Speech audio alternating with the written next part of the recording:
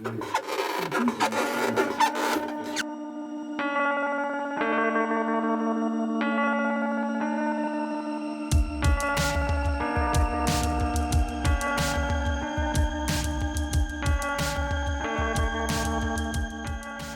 порядка 1000 предметов. Из них в Украине может быть 50. Для меня важно, куда попадет предмет и что с ним будет.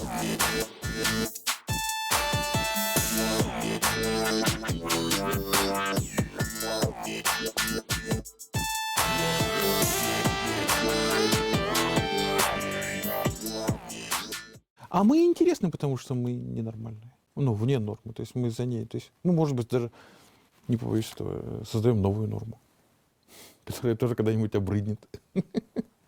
Мы делали и крылья какие-то, там 3-4-метровые, огромные там были у нас.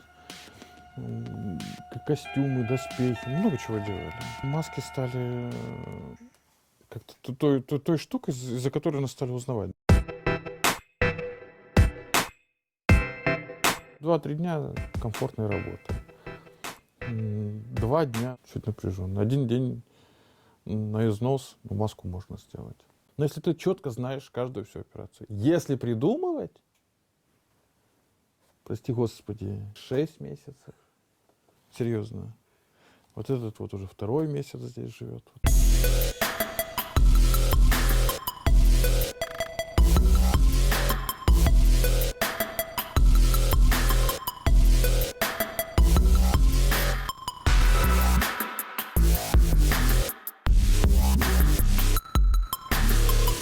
Все хотят маски, все их создают, все их постоянно используют.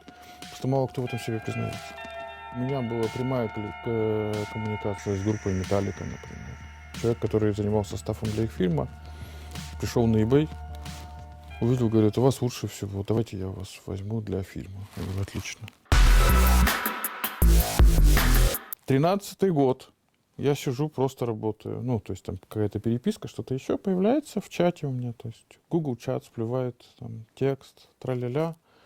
Хочу маски, давай это, давай то. Я говорю, а кто, собственно говоря? Он говорит, ну вот, может быть, ты знаешь, есть такой коллектив, Slipknot называется. Вот я честно думал, что надо мной кто-то издевается. Ну, пишем, я там до утра. У него же там же калифорнийщина, понимаешь, у него же там время там какое там. У него же только поздний вечер, а у меня уже утро вот такое. Я такой пишу. Дичайший лос-анджелесский сленг, дичайший совершенно. Я через Urban Dictionary переводил, потому что просто даже через словарь вообще не понимал, что он пишет. Через, ну, более или менее догадался, все сформировали, все, договорились и так далее. Думаю, ну издевается. Думаю, ну ладно, бог с ним.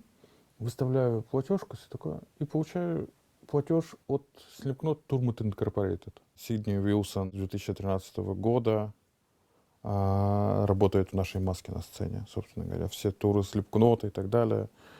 Это мы сделали ему порядка 7 предметов. Деньги – лучший залог хорошего, успешного заказа. Это честно. Какие бы ни были эти коммуникации, если клиент сразу готов платить, значит будет хорошая история. Вот Леди Гага, например. 3 раза списывался с их офисом. То есть они на меня выходили 3 раза подряд. 3 раза или 2 раза. 2 из них я отправлял им большие наборы масок. И ни разу в клип не попал.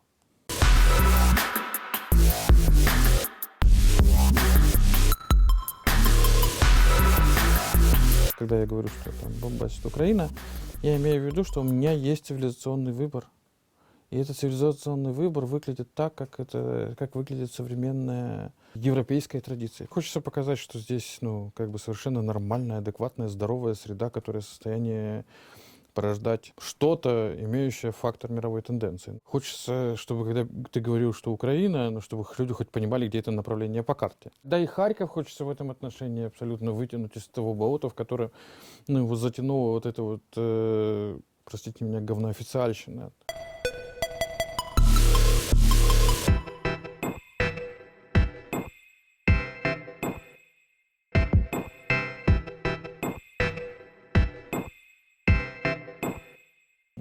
Была такая внутренняя задача, что мы будем известны в Париже, в Лондоне, и что мы изменим мировую эстетику. Когда я рассказывал об этом окружающим, меня все называли сумасшедшим. Но когда это стало происходить, я понял, что я, ну, как бы нахожусь, что называется, в стадии реализации своей мечты. Это очень страшный, кстати, период.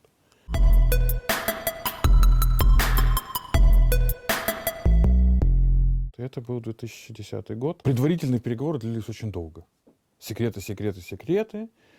А потом, когда вот все секреты раскрылись, оказалось, что через 2 недели где-то надо сделать 5 масок и доставить им в Париж. Мне сказали, что это Рикардо Тиши, дом Живанши, мужская коллекция, и они хотят сделать, собственно говоря, выход с нашими масками.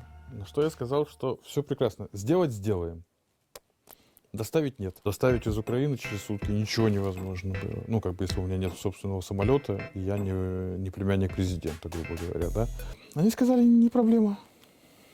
Если вы сделаете, мы просто пришлем в Харьков человека, который заберет. И прислали девочку с чемоданом. Я ей напихал чемодан масок, она улетела.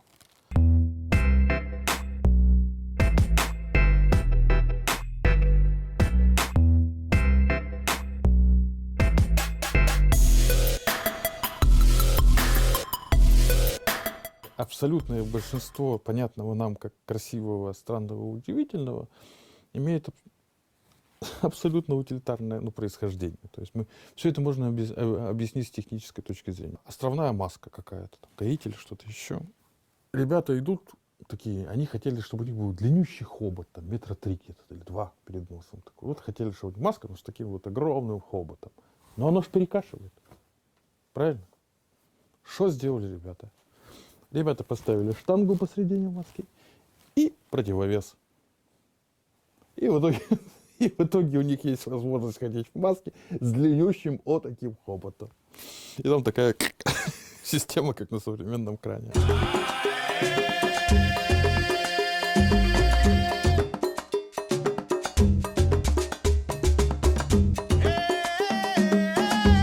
Вы мне покажете почти любую маску, я вам ее разберу, ну, даже не нашу, я говорю.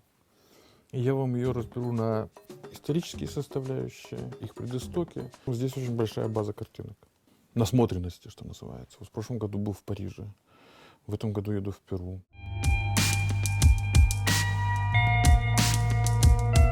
На мой выбор повлиял один человек, это мой брат, Олег Петров. Все приемы, все визуалистичные решения заложил он, в общем-то. Я, если так можно сказать, просто поднял знамя, на самом деле, потому что он в 2011 году в апреле умер. К этому моменту уже было сделано очень много. То есть нас начали уже писать, уже пошла, собственно говоря, волна и так далее. Он умел сочетать то, чего вы себе даже представить не можете в голове. То есть, как бы, настолько полярные вещи он мог встретить в своем сознании, и из чего, собственно говоря, и родилось то, что мы с вами видим.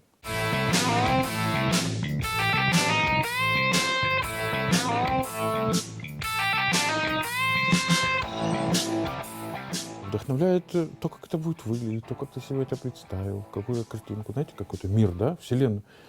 Вдохновляет возможность создать новую вселенную. Вот что вдохновляет больше всего.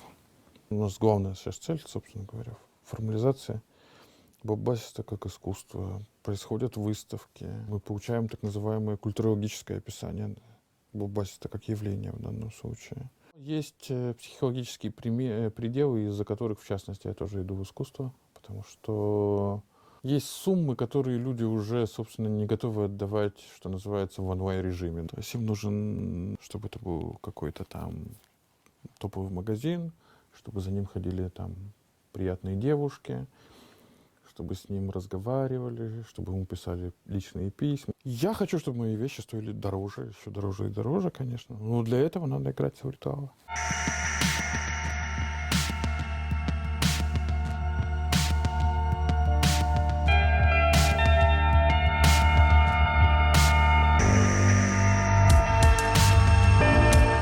То, что за нами следят, при возможности нас копируют, при возможности нас, собственно говоря, цитируют, ну, в случае творчества и всего остального, это уже есть. А по перу нету. Мы на плаву только потому, что мы постоянно что-то делаем. И только постоянная работа, и только постоянное создание, попытка создания новых визуальных образов нас вытаскивает, честно. На нас не будут обращать внимание, с какими бы звездами мы не разработали.